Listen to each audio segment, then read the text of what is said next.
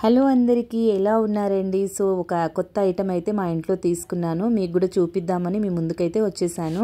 ఇదైతే నేను ఈరోజు ఓపెన్ చేస్తున్నాను. తీసుకొని అయితే 2 డేస్ అవుతుంది. టైం లేదు చూపిద్దాం వీడియో అనేసి.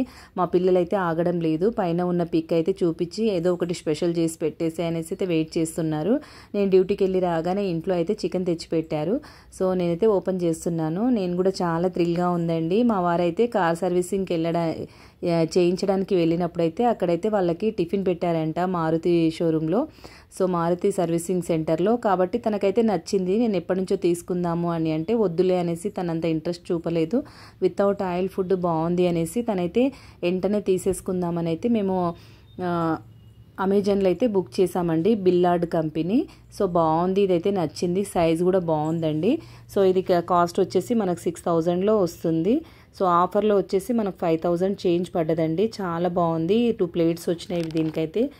మనమైతే పీసెస్ తీయడానికి ఒక ఫ్లక్కర్ టైప్ వచ్చింది. తర్వాత ఆయిల్ అయితే కొంచెం స్ప్రెడ్ చేసుకోవడానికి ఒకటైతే స్పూన్ టైప్ వచ్చింది.